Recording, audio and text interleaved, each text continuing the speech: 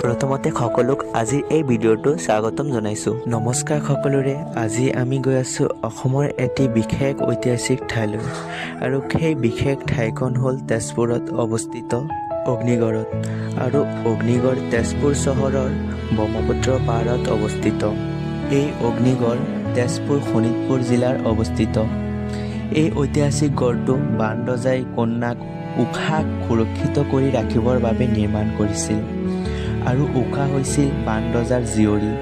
ইয়াত উষা আৰু অনিৰুদ্ধৰ প্ৰেম কাহিনী আছে।